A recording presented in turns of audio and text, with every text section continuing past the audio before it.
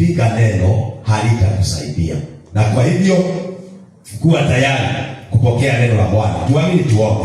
Baba, katika jina la Yesu nashukuru kwa sababu nimesimama mbele za watu wako katika madhabahu yako siku ya leo. Naomba ukanitumie kama chombo chako, niwe baraka kwa watu wako kupitia neno lako katika jina la Yesu.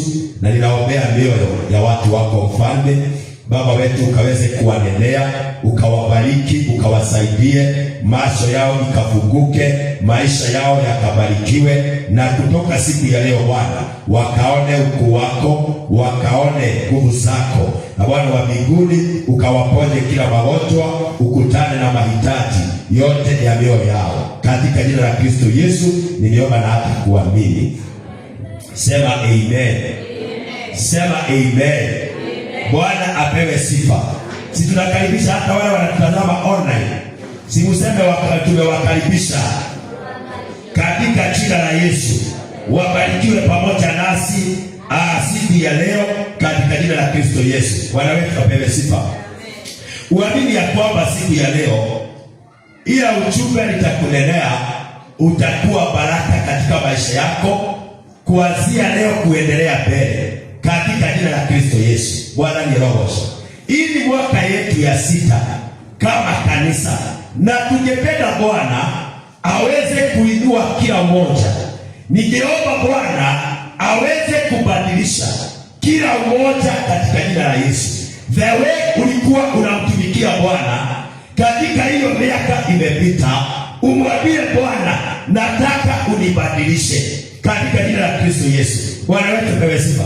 Ili kila mmoja tumesemewa neno mahali hapa la kutuongoza katika ibada, ati ya kwamba siku moja tutaenda katika kiti cha enzi na kila mtu atalipwa kulingana na ile kazi ameifanya. Bwana atukuzwe. Ndugu yangu na dada yangu, utasimamisha nini mbele za Bwana? Utamwambia Bwana namna gani? Bwana ni roho. Unajua kwamba hakuna kitu kizuri katika dunia hii kama kumtumikia Bwana. Haleluya. Kama kumtumikia Bwana hakuna kitu kizuri dunia hii. Bwana ni roho. Unaweza fanya mambo mengi katika dunia hii, lakini jambo linalofurahisha Mungu sana ni la kumtumikia. Bwana ni roho. Na kwa hivyo ndimo wadhiri wa Yesu ya kwamba tuweze kujitoa katika kumtumikia Bwana. Bwana ni roho. Umwambie Bwana, I need a change katika maisha yangu. Nahitaji mabadiliko. Nahitaji mabadiliko. Sitaki kung'ang'ana tena. Bwana ni roho. Unajua watu wengi huwa wanang'ang'ana kimaisha kwa sababu ile kazi waliaminiwa na Bwana wameisahau, wameiashiria. So naye Mungu akiwa mbinguni anakuambia, vile unafanya nisikie ndani ya moyo wangu, kwa maana niliacha wengi nikakuchagua. Bwana ni roho. Gaiona kelejua bao. Bwana pesa. Haleluya. Hata Mungu anasikia ibaya kuona ya kwamba amekuinua, amekuchagua, amekutenganisha na wengine ndio umtumikie. Alafu wewe unamuashiria. Bwana ni roho. Yaani kai akakuhoka. Akakuhokera bila wake. Alafu na wewe Bwana pewe sifa. Na kwa hivyo uamini Bwana ya kwamba katika mwaka huu kuna jambo Bwana anaenda kulifanya katika maisha yako. Bwana atukuzwe. Nitaongea ujumbe unasema ya kwamba ujumbe unasema entering to a new season. Abia mwenzako, entering to a new season. Bwana apewe sifa. Kwa sababu ni vizuri kuingia kwa majira mapya. Bwana ni roho.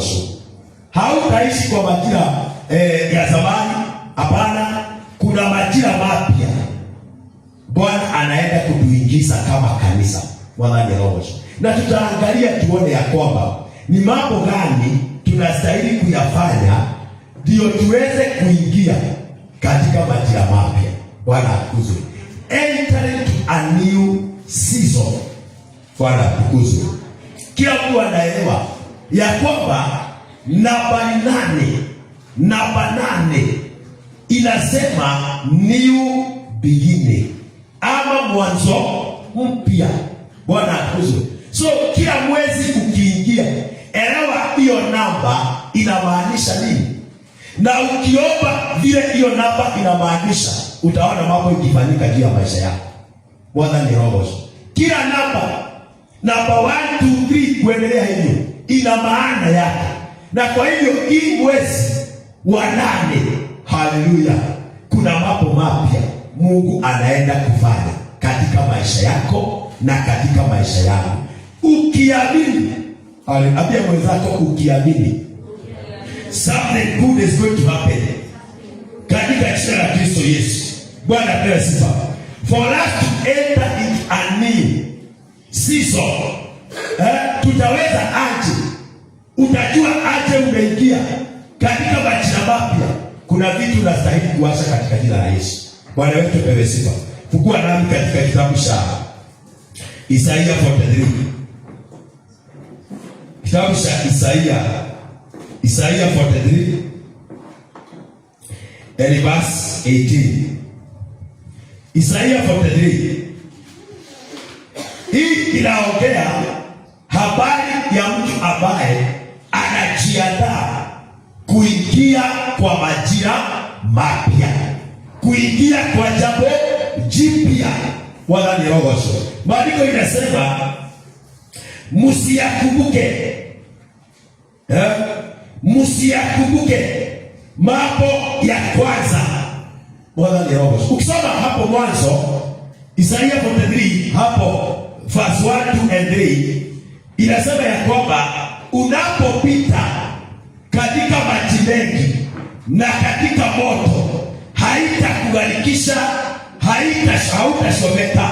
Wala ni roho. Hiyo ni majaribu, hiyo ni mateso, hiyo ni mambo ambayo unaona katika maisha yako isiyo ya kawaida. Lakini ukifika hapa mstari wa 18 kuna kitu moja inaongea ya kwamba usiyakumbuke mambo ya kwanza. Mtu yeyote anayekumbuka alifanywa, alinenwa, aliteswa, alipitia hiyo mambo yote, unakumbuka ya zamani, itakuzuilia wewe kuingia kwa majira mapya. Bwana ni roho. You will never enter to a new season. So number 1 in your heart, in your mind, Bwana ni roho, is to forget the former things. Hallelujah. Vile watu walikufanya, vile ulisikia watu wakisema, hallelujah, forget about that. Bwana ni roho. Hiyo itakusaidia kuingia kwa majira mapya. Number 2, we must change our thinking. Hallelujah. Lazima tubadilishe mawazo yetu. Usione kushindwa, usione kuelewa. Change your thinking. Bwana ni roho. Na ukibadilisha mawazo yako na ubadilishe moyo wako na usahau na yale mambo yote umeona, Bwana ni roho. Na kuambia utaingia katika majira mapya. Bwana wetu ndiye sana.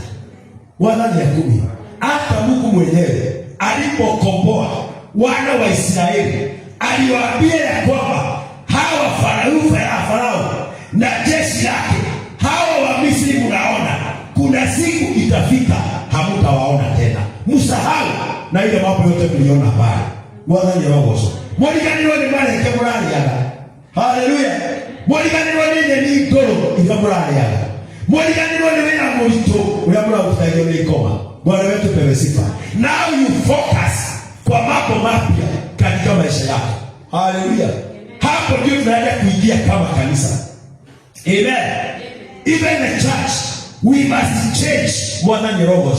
Lazima tubadilishe mawazo yetu. Lazima tusahau mambo mengi sana. Haleluya. Ndio tuweze kuingia kwa hatima. Ndio tuweze kuingia kwa majira mapya. Bwana wetu ndiye sana. Haleluya. Tunastahili kubadilika. Maandiko inasema usiyakumbuke mambo ya kwanza wala usiyatafakari. Tunaona lazima usahau. Amen. Wale watasahau na mambo ya zamani.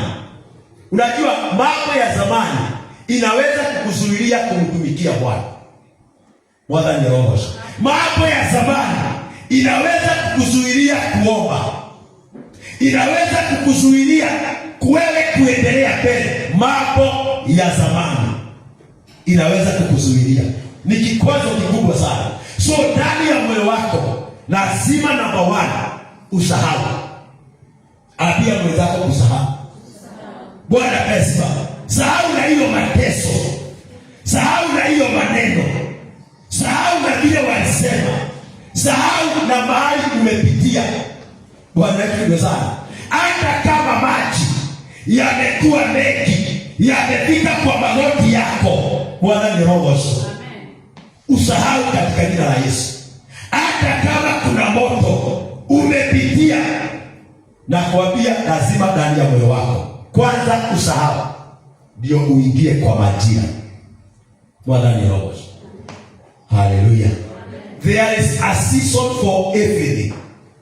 There is a season for everything. Na ndio niliwaambia siku ya Sunday ya kwamba nilishukuru Bwana na ninaendelea kushukuru Bwana kwa sababu ya ile majira kanisa la Mungu limepitia. Hallelujah. Ile majira hata mimi nimeyapitia. Nashukuru Bwana kwa hiyo majira. Bwana ni roho. Kuna neno Mungu alinipatia, ni ujumbe Bwana alinipatia. Nishawahi kuhubiri mahali hapa siku moja, lakini Mungu akanipatia na njia nyingine about the purpose of God. Unakumbuka nikihubiri hiyo neno about the purpose of God? Bwana atukuzwe. Kuna kitu Mungu aliweka ndani ya moyo wangu nilipokuwa nafanya study ya hiyo. Nikaona ya kwamba the purpose of God can be delayed. Bwana ni roho. Na inaweza kutana na mambo makubwa, lakini sio kusema ya kwamba haitatimia. Bwana atukuzwe. There are some challenges that comes in our life. Lakini maandiko hapa inatuelea siku ya leo. Sahau namba 2, usiyatafakari. Amen. Hata mimi kuna mambo naomba Mungu anisaidie kusahau kabisa. Hallelujah. Mambo nimepitia miaka 5. Bwana anisaidie kuyasahau. Wala nisiyatafakari. Bwana ni kwa maana tumepitia katika jina la Yesu. Haleluya. Ni neema ya Mungu imetusimamisha. Ni mkono wa Bwana umetusimamisha. Lakini lazima tukubali. Tusahau na hiyo mambo yote. Ndio Bwana aweze kutuingiza season yetu ya kubarikiwa. Haleluya. We can miss our season of being blessed. Yaani tukose kuelewa majira ya kubarikiwa. Tunaona watu wanainuliwa, watu wanabarikiwa, kanisa linapanuka, lakini kwa sababu ya kutojua, haleluya, tunashindwa kuelewa majira. Bwana apewe sifa. Tunashindwa kuelewa majira. Hata wewe unajua ya kwamba huwa unashindwa kuelewa majira because there is kuna majira kwa kila maisha ya kila mtu. Bwana apewe sifa. Usiyatafakari mambo ya zamani. Haiongei habari ya leo, haiongei habari ya kesho, inaongea habari ya zamani. Hallelujah. The last 5 years, the last years that you have, ile miaka umeishi duniani. Bwana ni roho. Kwa hiyo wanahetokea. Biblia inasema ya kwamba sahau na hiyo yote, hiyo mambo ya zamani. Utashinda pale ukifikiria. Bwana ni roho. Nawe utaona watu wakibarikiwa, wakiendelea. Lakini ile kukumbuka na kutafakari kumezuilia wewe kuingia kwa majira ya kubarikiwa. Hallelujah. That is the greatest hindrance ya kukumbuka. Kila wakati unakumbuka. Kila wakati unakumbuka. Bwana ni roho. Ni vyema kukumbuka yale mazuri Bwana amekutendea, unamshukuru. Lakini yale mambo mengi sana ya zamani, washana naye katika jina la Yesu. Itakusumbua hapa mbele. Itakuzuilia wewe uingie kwa majira yako ya kubarikiwa. Bwana wetu apewe sifa. Haleluya. Biblia inasema hivi ya kwamba msiyatafakari mambo ya zamani. Tazama, sasa open your eyes. Bwana ni yakumi. Uombe Mungu afungue macho yako. Haleluya. Sio kama ni Paulo aliomba akasema ya kwamba Baba, ninaomba uwafungue macho yao waweze kuona ukuu wako. Wadhani ya kumi. Hii mambo ya zamani itakupofusha. Utakuwa kipofu katika mambo ya kiroho kwa hii mambo ya zamani. Haleluya. Hautafunguka macho uone mambo mapya, uone mambo makubwa Bwana anafanya katika maisha yako. Kila wakati utaishi kulia tondo kwena maundu marahi kama hizo mako maundu matene. Bwana apewe sifa. Tazama, nitatenda neno jipya. Hivyo ndivyo Bwana anavyosema, ya kwamba kila mtu atazame. Kanisa la Bwana, tazameni ya kwamba Bwana anatenda jambo jipya. Haleluya. Anatenda mambo mapya. Na hii neno nalinena ikiwa Sunday ya kwanza katika hii mwezi wa 8. Haleluya. Ya kwamba tazameni, Bwana anatenda jambo jipya katika maisha yako, katika jamii yako, kwa hiyo biashara, kazini anatenda jambo jipya. Haleluya. Kwa kanisa anatenda jambo jipya, kwa waimbaji atatenda jambo jipya. Bwana ni roho sho. Na kila neno Mungu amenena, maandiko inasema hakuna siku litamrudia kama halijatimiza ile kazi lilitumwa lifanye. Haleluya. Na kwa hivyo tunaamini hili neno, something good is going to happen in our life, something new. Amen. Haleluya. Maundu matari mono, matari maiguo, matari meshirio. Bwana ni roho sho. Ni maoka hii ya wake. Imagine kuna mambo hatujawahi ona, lakini Bwana ametuwekea katika jina la Yesu. Haleluya. Tazama, nitatenda neno jipya, sasa litashipuka. That is my prayer. Haleluya. Let it be a prayer in your life, ya kwamba kuna jambo linaenda kushipuka katika maisha yako. Haleluya. Si umelauliwa ya kutosha, si jambo mpya lishipuke ndani yako, kwa maana Biblia inasema kwenda watu wao kukunuka. Haleluya. Akia kwamba sasa litashipuka. Behold, I will do a new thing. Now it shall spring forth. Litashipuka. Haleluya. And that is my prayer to the church, ya kwamba kuna jambo linaenda kushipuka hapa katika jina la Yesu. Na ndio niliwaambia ya kwamba maandiko inasema hata mudi ikikatwa, inapoanza kushipuka, mashipukizi yake inakuwaka na nguvu katika jina la Yesu. Ndugira mundu shogili wangu ndukona. Haleluya. Mwambie ni wangu ndoka. Mwelele dukerekera wangu ndokareke. Bwana pesa. Haleluya. Mwelele dukerekera wangu ndoka. Inaitaka waje kwa Kiswahili? Bwana pesa. Inaitwa kiziki. Kwa vile tu inaitwa Bwana ni roho sho. Niko na wasomi hapa na waezi kuniambia vile inaitwa. Nikuniangalia tu wananiangalia. Bwana atukuzwe. Lakini vile tu inaitwa, si kweli? Lakini itashipuka tena katika jina la Kristo Yesu. Na Biblia inasema hivi, je, hamutaijua sasa? Kuna kitu hatujakubaliwa kujua saa hii. Ile mambo Mungu anafanyia siri ni mengi sana na ni makubwa kwa sababu yako wewe. Lakini wewe unaweza ona kushindwa, uone kuashiriwa, lakini maandiko inasema kuna jambo, haleluya, hamutaijua sasa, nitafanya njia hata jangwani. That is what God is going to do in your life. Bwana ni roho. Amen. Amen. Unaweza angalia hivi, usikie Mungu akisema ya kwamba anatengeneza njia hata jangwani, in the wilderness. Wilderness ni ile ambapo unapitia. Bwana ni roho. Na hata mtu akijaribu kutoa katika jangwa, haiwezekani, kwa maana Mungu amepanga ya kwamba there are some wilderness every Christian, every person must go through. Bwana akuzwe. Hakuna mtu anaendaga straight hivyo. There are some wilderness, jangwa katika maisha yako, na wakati wa jangwa ndio watu wengi wanaasha Mungu. Bwana akuzwe. Ndio watu wengi wanasahau na Mungu katika hiyo jangwa, kwa sababu kile kinakuja katika maisha yao, wanaona kuashiriwa, wanaona kutekwa. Hallelujah. But that time of wilderness ni wakati wa kutengenezwa na Mungu. Bwana ni roho. Ni hitalia kai athondekaga mundu. Bwana wetu ni sana.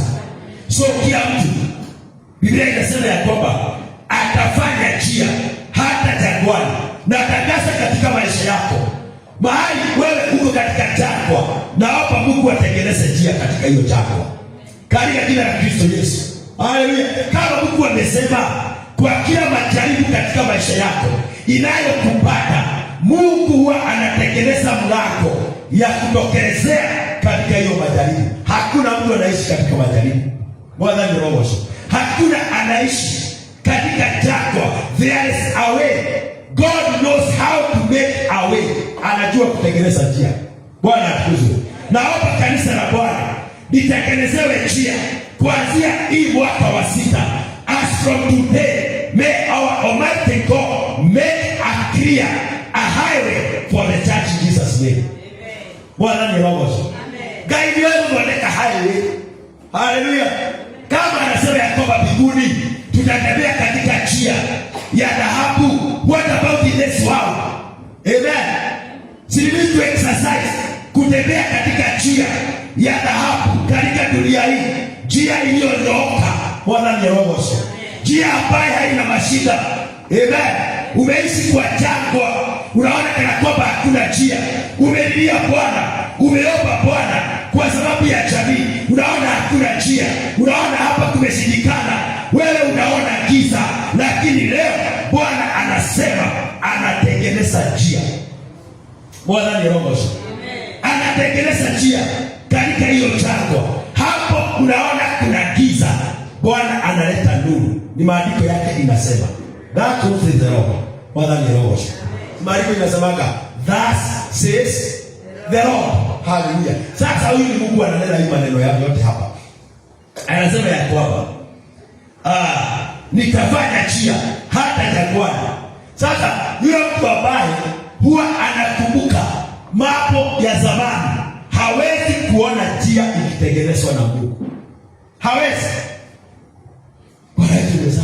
Lakini ukisahau mambo ya zamani, na kuambia ya kwamba macho yako ikifunguka, utaona njia ikitengenezwa na Mungu. Utaona akifanya njia katika maisha yako. Bwana atukuzwe.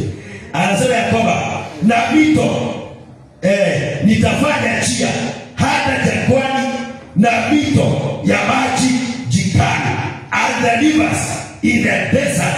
Mungu atatengeneza njia. Bwana wetu ni sana. Wakati wanakubaliana na mimi, God is making a way. Hallelujah. Where seems to be no way, hali haonekana hakile njia. Wewe unaona kumeshindikana, unaona tu maukuta mbele yako, unaona milima. Hapo ndio Mungu anasema anatengeneza njia. Bwana wetu ni sifa. Hapo ndio Mungu anasema ninatengeneza njia hapo. Umeona milima sana katika maisha yako, umeona giza sana. Haleluya. Umekaa katika jangwa, mahali ambapo hakuna mtu anakuja kukusaidia. Kila jamii iko na jangwa. Haleluya. Kila kazi iko na jangwa, kila huduma iko na jangwa. Haleluya. Hata hapo umeachiliwa kuna jangwa yake, na ni Mungu tu anatengeneza. Nawe ukipitia hapo na ushinde, maandiko inasema ya kwamba utatokelezea ukiwa very smart and strong in Jesus name. Amen. Hallelujah. Hapo ndio utakuja kusema Psalms 125 ambayo huwa inasema ya kwamba wanaomtumainia Bwana wanakaa kama mlima Sayuni ambaye hauwezi kutikisika. Haleluya. So ukiona ya kwamba unatikizwa na mambo katika dunia hii na ile chakwa huko, bado hautakuwa strong. Bwana wetu kawesi, bado hautakuwa strong.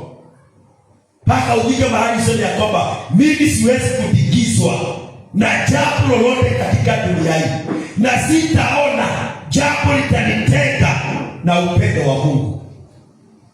Bwana ni roho. So God is making a way. God is doing a new thing. Bwana wetu ni sana. Bwana, na Biblia inasema ya kwamba hauwezi kuona lakini litashipuka katika jina la Yesu. Kuna mambo mtaanza kuona ikifanyika katika maisha yenu, nawe ukubali kusahau. Haleluya. Todo wekera ugeciragia maundu ma tene maitho maku ma ukrono tu Mungu ndukota kuona ona Ngai agithondeka njira mukurire-ini wako. Bwana pesa. Lakini washeni macho yetu yafunguke. Macho ya kiroho yafunguke. Na sio bei habari ya hii macho. Najua hii macho inaona mambo mingi sana. Hii macho inaona kudharauliwa tu. Lakini macho ya kiroho ikifunguka, utajua hata jinsi ya kumtumikia Bwana. Utaona how God is good in your life. Bwana ni roho. You will value your God than before when your eyes will be opened. Bwana ni yakuni. Macho yetu ikifunguka, tutajua kumtumikia Mungu ni nini. Kwa maana kumtumikia Mungu kuna baraka. There is a reward. Our God is a rewarder. Anajua kulipa. Anajua. Bwana wetu apewe sifa. So, it is good. Leave behind the past failure. Jambo la zamani. Mahali ulifeli. Yaani kuna kitu kulijaribu. Kuna kitu kulijaribu kuanzisha, but you fail. The Bible says, leave behind every failure. Bwana ni roho. Wapi utembea na failure yako? Bwana ni roho. Wewe uliza mwanaume. Mwanaume anaokaga mawe makali ndio atokelezee. Amen. Tunasikia watu wakisema kumudumero alimwaigana. Bwana ni roho. Ararumie no kikarega. Karumie kikarega no ndakuwa gako. Na ndio Biblia inasema ya kwamba mkae kama wanaume. Even ladies, hallelujah. Kaa kama wanaume. Be strong. Hey, Bwana ni roho. Hapana tigizo na mambo dunia hii. Paka watu wanakutikisa hivyo tu. Wewe hautaki kufanya hata kazi ya Mungu kwa sababu ya watu. Watu watakupeleka wapi? Haleluya. Watu watakupeleka wapi? Ukisikia watu wengi wako nyumbani, hawaendi kanisa, hawataki kuokoka, ukiwauliza watakutajia watu. Uliambia watu, na Biblia inasema ya kwamba usiogope watu, wachana na watu. Hata Mungu, hata Yesu mwenyewe, kuna maandiko inasema aliambia sisi kama ni wanafunzi wake, akawaambia kwamba jihadharini wanadamu. Kwa hivyo na Yesu ndio adotie. Haleluya. Ndio hatuwezi kutembea kwa hewa. Wewe unaangalia na hivyo, hautaki kuona watu wengine. Hii watu utakaa na wao kwa hekima. Bwana akuze. Lakini jihadhari, hata Yesu alijua hivyo. Bwana akuze. Sasa unaona mtu anasema ya kwamba mimi siwezi enda kanisa, siwezi okoka, siwezi mtumikia Bwana. Kwa nini? Kwa sababu watu anaigiza kijina watu. Haleluya. Chani kuambia mtaonana na Mungu. Bwana wetu tuwasifa. So leave behind the failure and be ready for what God is about to do in your life. Hallelujah. No matter the failure. Haijalishi umeanguka mara ngapi. Bwana ni roho. But start up. Moja tunaadoro ini watu wa Yesu. Hallelujah. Na kuanguka sio kuanguka tu achana na wokovu. Unaweza anguka kwa imani. Unaweza anguka kwa kufanya kazi ya Bwana. Amen. But forget about that. Angalia mbele vile Bwana anavyoenda kufanya. Amen. Wake up. Maandiko inasema katika Isaia 42. Inasema ya kwamba wake up. Inuka jikungute mavumbi yako. Bwana ni roho. Hebe kijaroke lipa. Lokoko unaamka, unaendelea mbele na kasi ya Bwana. Tokweno ndukairani wekadini wale ya Yesu. Bwana wetu tumesifu. Hallelujah. Number 2, for you to enter to a new season. Tumeona ya kwamba kwanza live, sahau, usitafakari. Number 2, be transformed. Ndio hapo nimesema ya kwamba we need to change our thinking. Lazima tukubali kubadilisha mawazo yetu. Be transformed. Na hiyo ni kitu tunastahili kuomba Bwana. Transform my mind. Hallelujah. Yule anasema ya kwamba in the book of Romans. In the book of Romans 12. Romans 12 verse 2. Yeah, the book of Romans 12 verse 2. Inasema ya kwamba, and be not conformed to this world. Ya Kiswahili, wala msifuatishe namna ya dunia hii. Wala ni roho. The world has its own pattern. Na ndio maandiko inasema usikubali kama Mkristo kufuatishwa namna za dunia hii, vile dunia inaongea, vile dunia inafanya. Usikubali. Biblia inasema ya kwamba msifuatishe namna ya dunia hii, bali mugeuzwe kwa kufanywa upya nia zenu. Ya Kiingereza inasema and be not conformed to this world, but be transformed by the renewing of your mind. Wala ni roho. Lazima tuombe Mungu transform our mind. Hallelujah. Renew our mind. Gaineo halia mesiria. Gaineo halia ile kanyo. Wala ni roho. Hallelujah. So today ndio tuingie kwa hiyo majira Mungu anasema. Ndio tuone milango imefunguka. Ndio tuone ya kwamba kuna njia. Hallelujah. Lazima tuombe Mungu transform. Bwana ni roho. Abadilishe nia zetu. The way we think. Hallelujah. The Bible says that what a man thinketh, that's how he is. Simuseme amen. Yaani hamsikii hata hiyo Kiingereza. Bwana atukuzwe. What a man thinketh, that how he Bwana ni roho. Lazima tukubali kubadilishwa nia zetu. Your imagination. Kuna watu hapa mtu anakaa hivi ana imagine mambo maovu.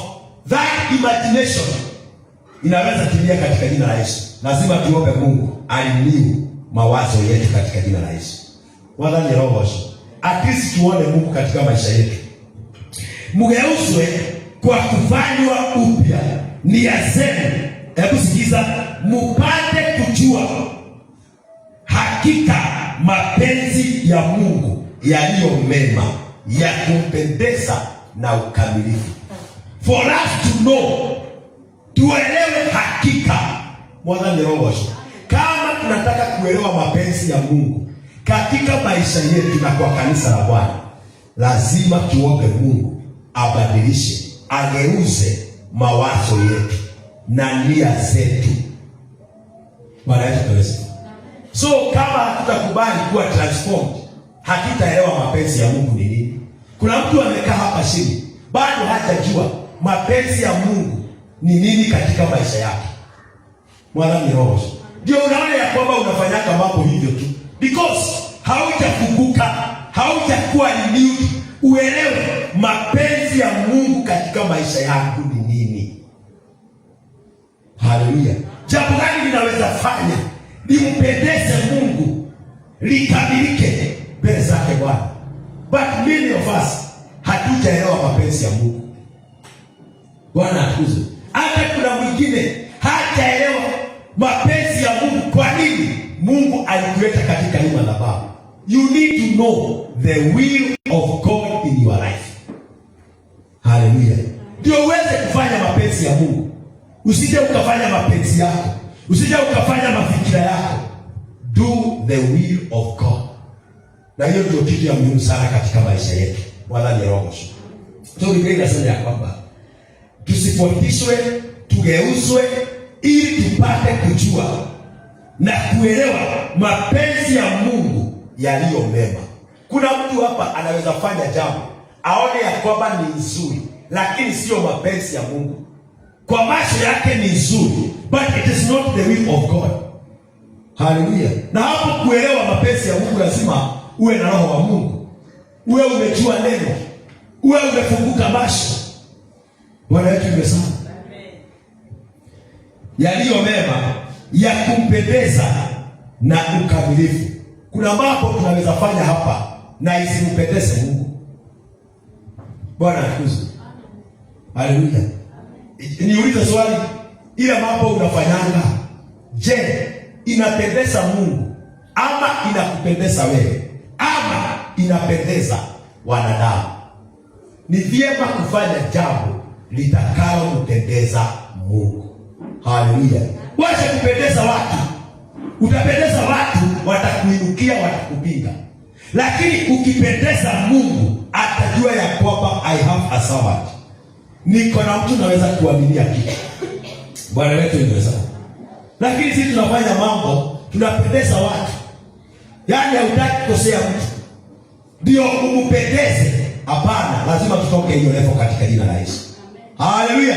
Level ya kupendeza watu, hapana, lazima tuondoke. Tuanze kupendeza Mungu. Tuanze kufanya mapenzi ya Mungu katika maisha yetu na katika huduma hii na katika maisha yako. Bwana wetu ni sana. Haleluya. So be transformed. Number 3, trust God's direction. Hii mambo ninakufundisha ni ya kusaidia wewe uingie katika majira mapya, maeneo mapya, a new season. Uanze kuona Mungu katika maisha yako. Number 3, trust God's direction. Bwana apewe sifa. In the book of Proverbs, in the book of Proverbs chapter 3 and verse 5. Proverbs chapter 3 verse 5 and 6. Inasema, trust in the Lord with all your heart. Wala ni roho. Kumtumainia Bwana. Mtumaini Bwana kwa moyo wako wote. Wala usizitegemee akili zako mwenyewe. That's why inasema we need a change. We need to be transformed. Hallelujah. Unaweza kuwa unatumia akili zako, your mind, by the Bible says ya kwamba are not lean unto your own understanding. Hallelujah. Every man or a woman has his or her understanding. Lakini maandiko inasema ya kwamba usitegemee akili zako. Bwana ni roho. Ndio nakwambia kwamba trust God's direction. Hallelujah. Each and every day Daudi aliomba Bwana. I think in the book of Psalms 32 verse 8 ama Psalms 8 verse 32. Hallelujah. Daudi alienda mbele za Bwana, akamwambia Bwana, niongoze. Hallelujah. Huyo ni mtu ambaye alifika mwisho, alikuwa anajiongoza tu na mawazo yake. Hallelujah. Alikuwa tu anajiongoza, lakini katika mahali ya kumwambia Bwana, hapana, Baba niongoze, nishauri. Hallelujah. Mashauri ni mengi sana mnasikiza katika dunia hii. Mashauri mengi sana. Iko evil advice zimejaa katika dunia hii.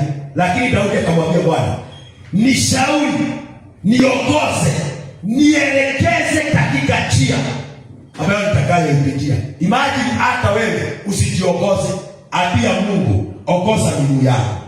Hallelujah. Niongoze kwa njia zako. So wapendwa, trust in God's direction. Hallelujah. Kwa sababu Bwana atatudirect mambo mengi. From this year kuendelea mbele, Bwana atatudirect katika mambo mengi sana. So be transformed in Jesus name. Bwana ni roho.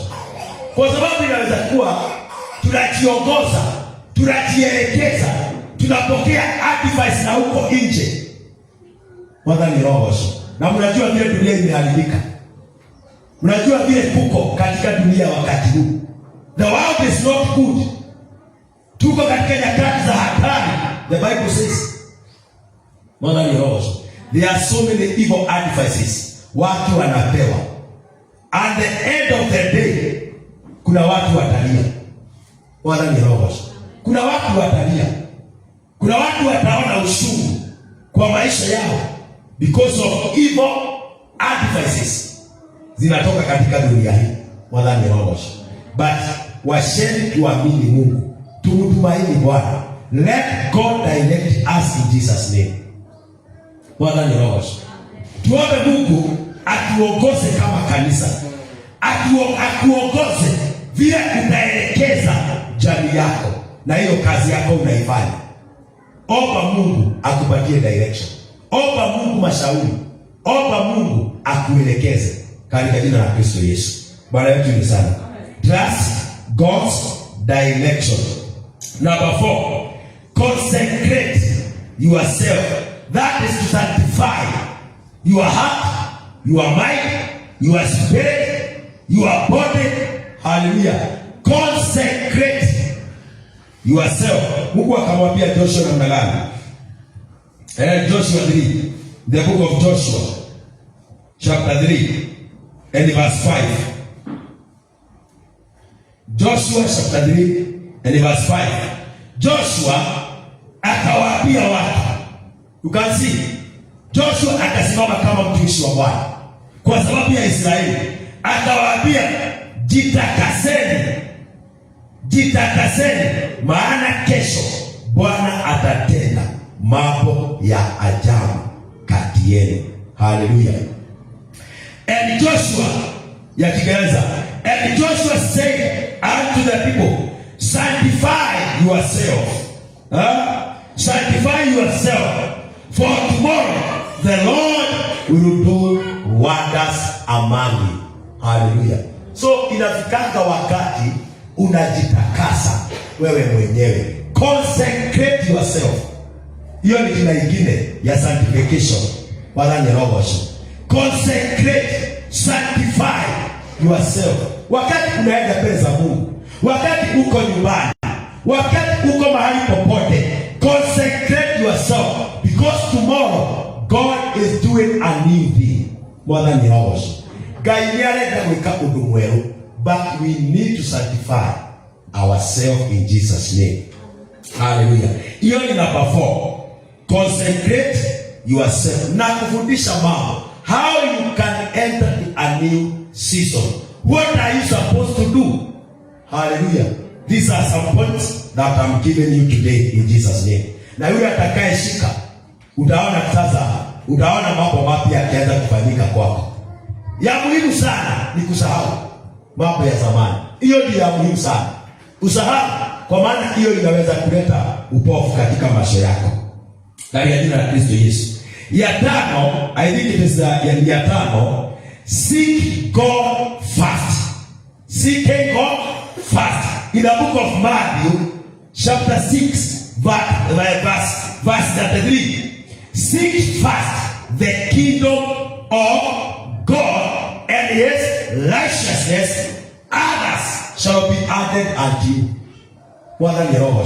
Hiyo itakusaidia. Utaanza kuona mambo makubwa when you seek the kingdom of God first. Hallelujah.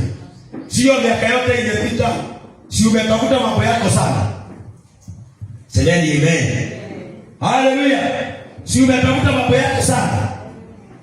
Si kuna wengine wametafuta mambo ya watu sana. But from this year, si tutafute Bwana. Let us seek the kingdom of God. Na mambo mengine tutazidikishiwa katika jina la Yesu. Bwana ni torogoso. Sema amen. Hallelujah. Seek God first. Number 6. walk by faith in the book of 2 Corinthians chapter 5 and verse 7. Amen. 2 Corinthians chapter 5 verse 7. For we walk by faith, not by sight. Hallelujah. It is good to walk by faith. Everything you do in this world, do it by faith. Bwana ni roho. Hata hii mambo ninakwambia sasa hivi, kukwambia kwamba Bwana anatengeneza njia. Hata jangwani, kukwambia kwamba unaingia kwa majira mapya. Haleluya. Kama hauna imani, Bwana ni roho. Hauwezi ona kitu katika jina la Yesu. So it is good to walk by faith. Wachana na hii macho yako sana. Kuangalia hii macho itakupoteza, itakuumiza. Bwana ni roho. But walk by faith.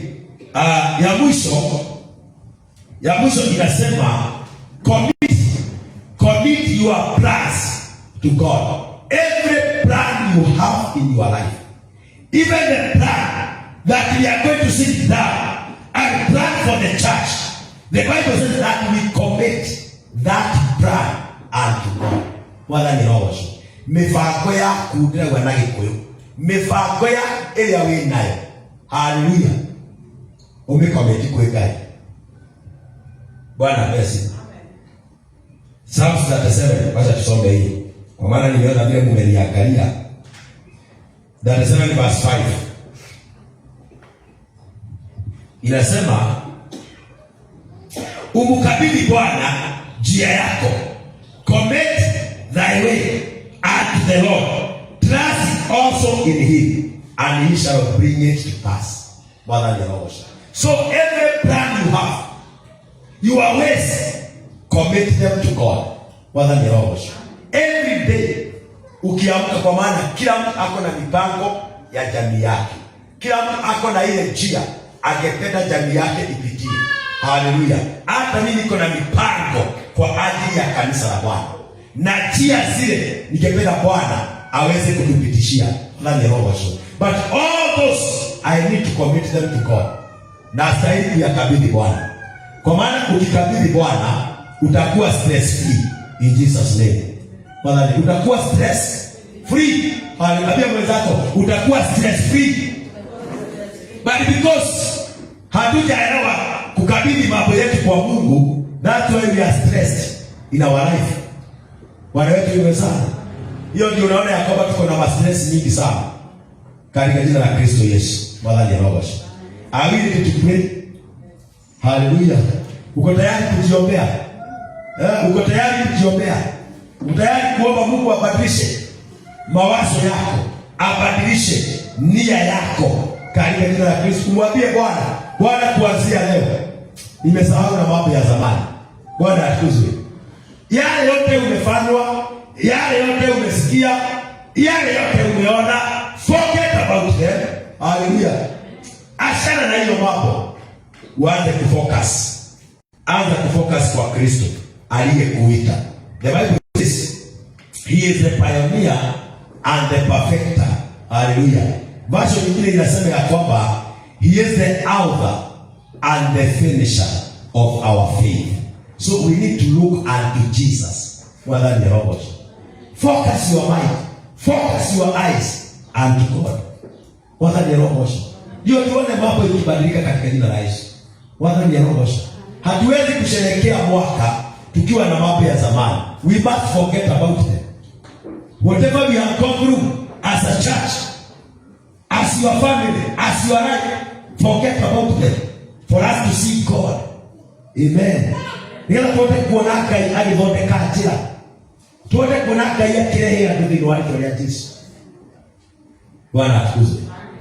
Sisimame tu na miguu yako.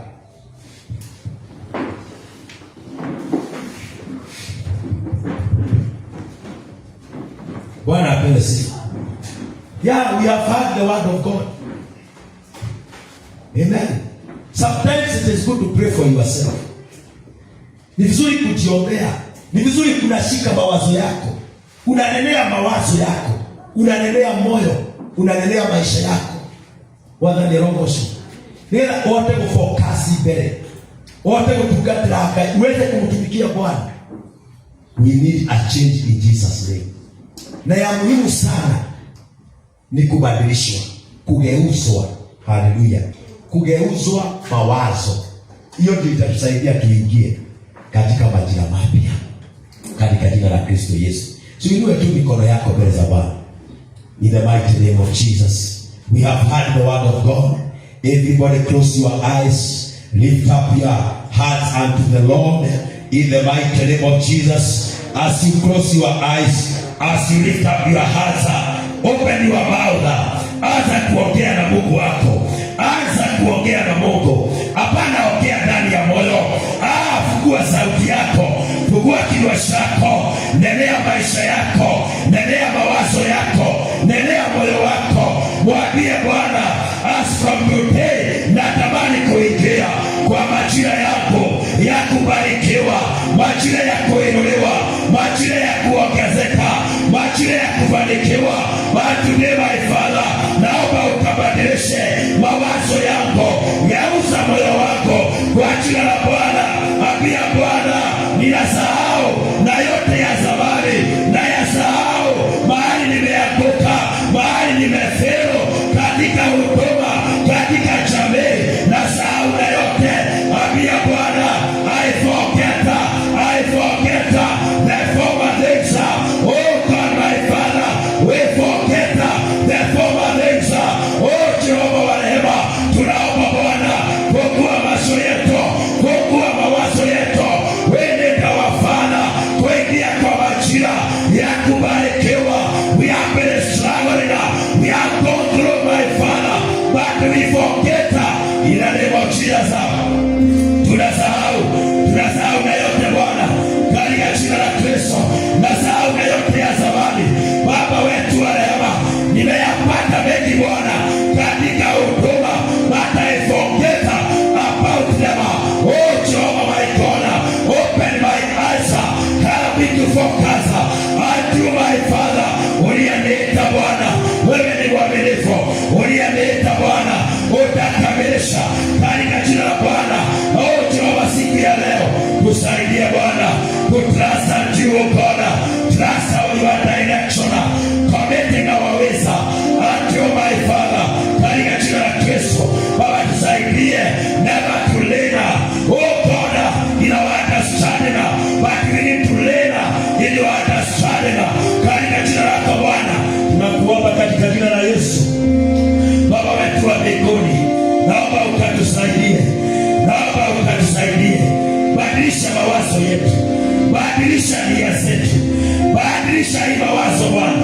Transform our mind, oh God. Jehova, tumekataa kufuatishwa namna za dunia hii. There are so many evil advices that we are getting from the world. But today, Jehovah, transform our mind. In the name of Jesus. In the name of Jesus. Tutulize kibodi kidogo katika jina la Kristo Yesu. In the mighty name of Jesus.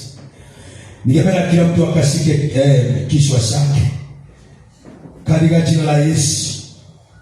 How you think, that's how you are today. But you can pray to your Almighty God to transform your mind.